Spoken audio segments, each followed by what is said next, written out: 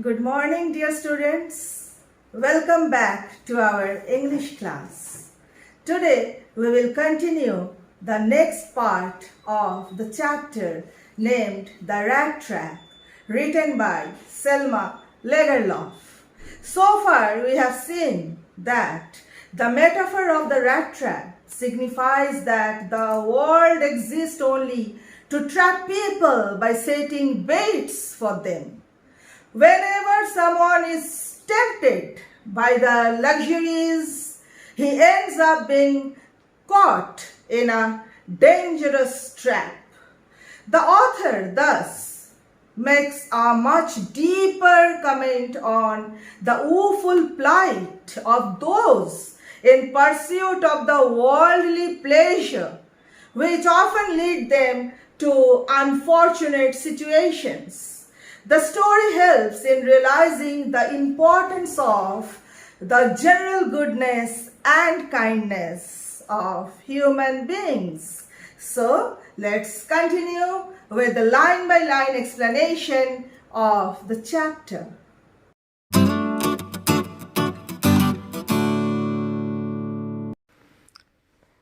It was late in December. Darkness was already descending over the forest. This increased the danger and increased also his gloom and despair.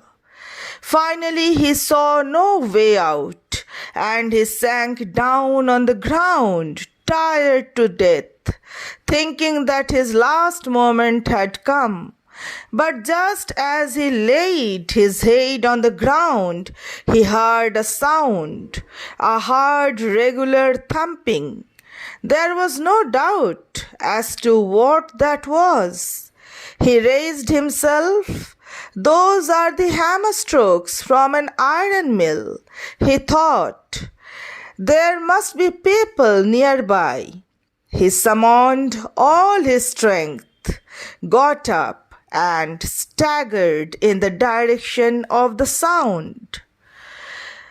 वो दिसंबर महीना के उत्तरार्ध की बात थी। जंगल में अभी से अंधेरा छा चुका था। उसने खतरे को बढ़ा दिया था और उसके दुख और निराशा को भी बढ़ा दिया था। अंत में उसे बाहर निकलने का कोई भी रास्ता दिखाई नहीं दिया और वो जमीन पर बैठ गया। वो इतना थक चुका था कि उसको लग रहा था कि वो मरने वाला है। वो सोच रहा था कि उसका अंतिम क्षण आ चुका है, किंतु जैसे ही उसने अपना सर जमीन पर लगाया, उसे एक आवाज़ सुनाई दी, एक सख्त लगातार धड़धड़ाने की आवाज़। इससे कोई संदेह नहीं था कि वो क्या था। उसने स्वयं को किसी तरह खड़ा किया और उसने सोचा कि वे किसी लोहे के कारखाने से निकलते हुए हथौड़े के प्रति प्रहार की आवाज़ है। वहाँ अवश्य नज़दीक में लोग होंगे। उसने अपनी सारी शक्ति एकत्रित किए और खड़े हुए और लड़खड़ाते हुए उसी दिशा में चल पड़े। The Ramsey iron works, which are now closed down, were not so long ago a large plant with smelter, rolling mill and forge. In the summertime, long lines of heavily loaded barges and scows slid down the canal, which led to a large inland lake, and in the winter time, the roads near the mill were black from all the coal dust which sifted down from the big charcoal crates. रामसो लोह कार्यशाला, जो अभी कुछ समय से बंद पड़ी है, एक बड़ा कारखाना था जिसमें लोहे को गलाने का यंत्र, बेलने की मशीन और एक भट्टी भी थी। गर्मियों में सामान से लदी छोटी और बड़ी नावें लंबी पंक्तियों में नहर में तैर कर आती थी, जो बड़ी अंतर्देशीय झील तक जाती थी, और सर्दियों के समय में कारखाने के नज़दीक की सड़कें कोयले के धूल से काली हो चुकी थी, जो कि बड़े कोयले के टोकरी से छन छन कर गिरती रहती थी।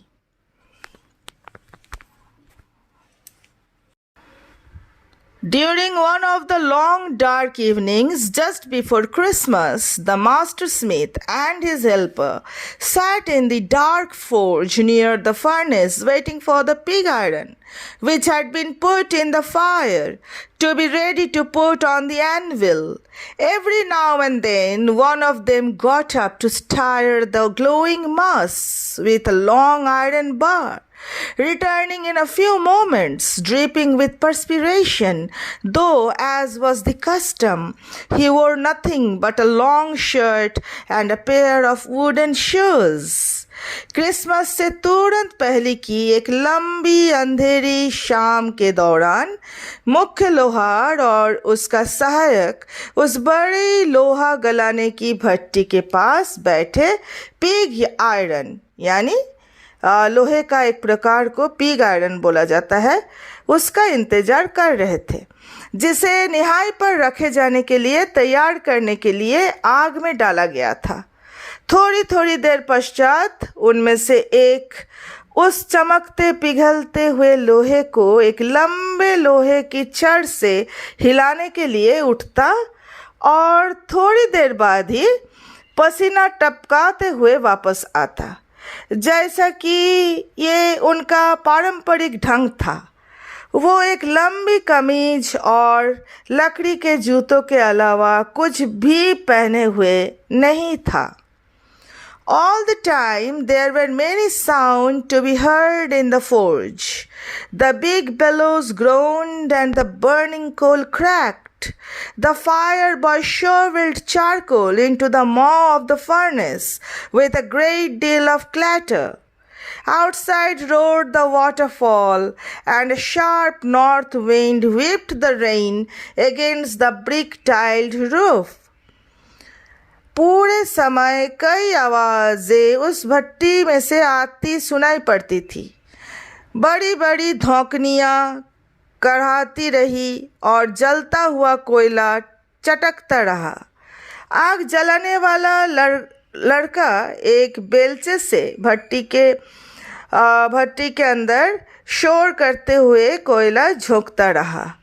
बाहर जलप्रपात की गर्जन सुनाई दे रही थी और एक तीखी उत्तरी हवा ईंटों की छत के ऊपर बारिश रूपी कोड़े बरसा रही थी। It was probably on account of all this noise that the blacksmith did not notice that a man had opened the gate and entered the forge until he stood close up to the furnace. Surely it was nothing unusual for poor vagabonds without any better shelter for the night to be attracted to the forge by the glow of light which escaped through the sooty panes and to come in to warm themselves in front of the fire. The blacksmiths glanced only casually and indifferently at the intruder. He looked the way people of his type usually did, with a long beard, dirty, ragged, and with a bunch of rattraps dangling on his chest. ये संभव था कि इतनी सारी आवाज़ों के कारण मुख्य लोहार ने उस समय तक उसे ध्यान नहीं दिया और किसी आदमी ने दरवाज़ा खोला है और भट्टी के अंदर आ चुका है, ये उसे पता नहीं चला जब तक कि वो भट्टी के पास आकर खड़ा ना हो गया।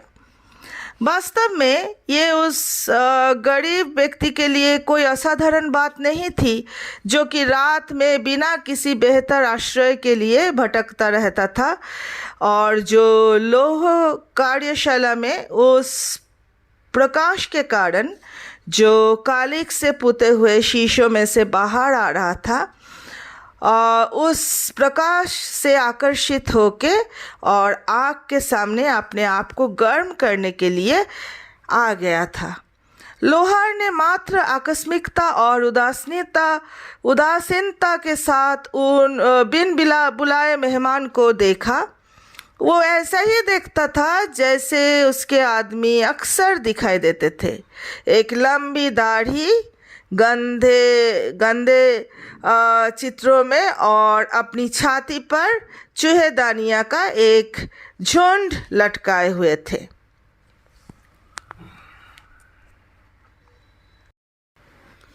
He asked permission to stay, and the master blacksmith nodded a hearty consent without honoring him with a single word. The tramp did not say anything either. He had not come there to talk, but only to warm himself and sleep. In those days, the Ramsau iron mill was owned by a very prominent iron master, whose greatest ambition was to ship out good iron to the market. He watched both night and day to see that the work was done as well as possible, and at this very moment he came into the forge on one of his nightly rounds of inspection. उसने रुकने की आज्ञा मांगी और मुख्य लोहार ने बिना कोई सम्मानजनक शब्द कहे सिर्फ सिर हिलाकर एक घमंडपूर्ण स्वीकृति दे दिए। और उस गरीब व्यक्ति ने कुछ नहीं कहा। वो यहाँ बात करने के लिए नहीं आया था, परंतु अपने आप को थोड़ा गर्म करने के लिए और सोने के लिए, किसी तरह रात को बिताने के लिए वहाँ पे आया था कि उसको थोड़ा सा गर्माहट मिलेगा फैक्ट्री के आग से। उन दिनों रैम्सो लोह कारखाने का मालिक एक प्रसिद्ध लोह व्यवसायी था, जिसकी सबसे बड़ी इच्छा बाजार में अच्छा लोहा देने की थी। वो रात और दिन दोनों समय ये देखने के लिए और निगरानी करने के लिए आते थे कि उनका कार्य यथासंभव ठीक प्रकार से किया जा रहा था या नहीं, ये देखने के लिए। और ठीक उसी समय वो अपने रात्रिकालीन निरीक्षण के दौरे के दौरान लोह कर्मशाला में आए। Naturally, the first thing he saw was the tall ragamuffin who had eased his way so close to the furnace that steam rose from his wet rags. The ironmaster did not follow the example of the blacksmiths, who had hardly deigned to look at the stranger. He walked close up to him, looked him over very carefully, then tore off his slouch that he had to get a better view of his face. "Of course it is you, Nils Olaf," he said. "How do you look?" The man with the Rattraps had never before seen the ironmaster at Ramsau and did not even know what his name was. But it occurred to him that if the fine gentleman thought he was an old acquaintance, he might perhaps throw him a couple of kroner. Therefore, he did not want to undeceive him all at once. प्राकृतिक रूप से पहली वस्तु जो उसे दिखाई दी वो था कि गंदा दरिद्र मनुष्य, जिसने भट्टी के इतने सामने अपनी जगह बना ली थी कि भाप उसके गीले कपड़ों से निकल रही थी। उस मालिक ने लोहारों का अनुसरण नहीं किया, जिन्होंने उस अजनबी को ठीक से देखा भी नहीं था। वो उसके समीप गया, उसे ध्यानपूर्वक देखा, तब उसके चेहरे को अच्छी तरह से देखने के लिए उसका गंदा सा टोपी भी उतारा। निस्संदेह से तुम निल्स ओलफ हो, उसने कहा। तुम कैसे हो गए हो? चूहेदानिया के लिए एक आदमी ने रामजो में उस मालिक को कभी नहीं देखा था और ना ही ये जानता था कि उसका नाम क्या था, किंतु उसे लगा कि यदि ये अच्छा भद्र आदमी है, ये सोच रहा है कि एक जेंटलमैन है, एक भद्र पुरुष है, अगर ये सोच रहे हैं कि वो उसका कोई पुराना परिचित है तो शायद वो उसे कुछ क्रोनर दे दे, इसलिए उसने उसे उसी समय उन्हें सब कुछ सच बता देना उचित नहीं समझा। Yes, God knows things have gone downhill with me, he said. You should not have resigned from the regiment, said the ironmaster. That was the mistake. If only I had still been in the service at the time, it never would have happened. Well, now, of course, you will come home with me. To go alone up to the manor house and be received by the owner like an old regimental comrade. That, however, did not please the tramp. हाँ, ईश्वर जानता है कि मेरा समय अच्छा नहीं रहा, उसने कहा। तुम्हें रेजिमेंट से त्यागपत्र नहीं देना चाहिए था, वो रैम्सो आयरन मिल के मालिक ने कहा। वो एक भूल थी। अगर मैं भी उस समय नौकरी पर होता तो ये कभी नहीं होता। ठीक है, अब तुम मेरे साथ घर चलो। इतना वो मालिक ने, वो रैम्सो आयरन फैक्ट्री के मालिक ने उसे कहा। उस सामंत के घर जाना और मालिक के द्वारा पुराना फौज का साथी समझकर स्वागत करना शायद उस गरीब व्यक्ति को प्रसन्न नहीं कर रहा था।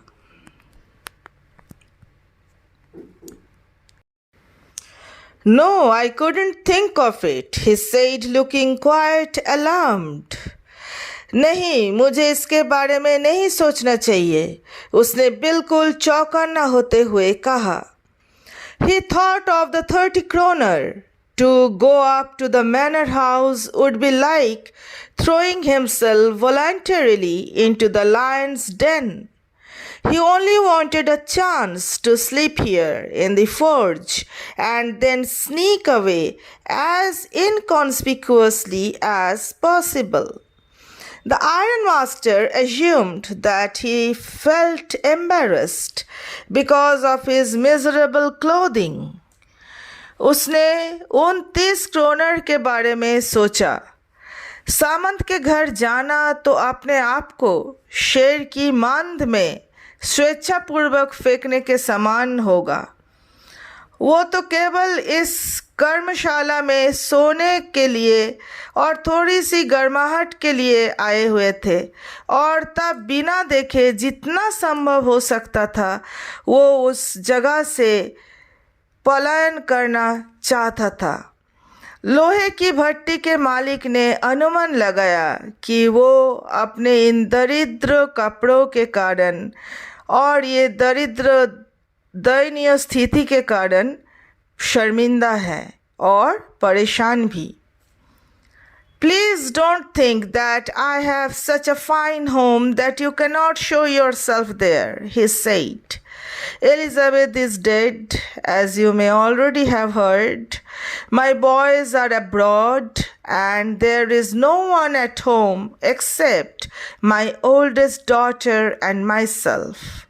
We were just saying that it was too bad we didn't have any company for Christmas.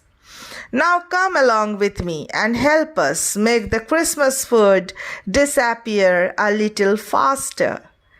But the stranger said no and again no. And the ironmaster saw that he must give in. It looks as though Captain von Stahle preferred to stay with you tonight. Storm, he said to the master blacksmith and turned on his heel. कृपया ये मत सोचो कि मेरा घर इतना शानदार है, इतना सुंदर है कि तुम वहाँ अपने आप को देख नहीं सकते, उसने कहा। एलिजाबेथ का निधन हो चुका है, जैसा कि तुम पहले से ही सुना होगा। मेरे बेटे विदेश में रहते हैं और घर में मेरी सबसे बड़ी बेटी और मेरे अलावा कोई नहीं रहता। हम अभी कह ही रहे थे कि ये बहुत बुरा है कि क्रिसमस पर हमारा साथ देने वाला कोई नहीं है। आप मेरे साथ चलो और क्रिसमस के भोज को जल्दी ही समाप्त करने में हमारी मदद करो। किंतु अजनबी ने हर बार ना कहा और मालिक ने देखा कि उसे छोड़ देना चाहिए और ज़्यादा जोर नहीं करना चाहिए।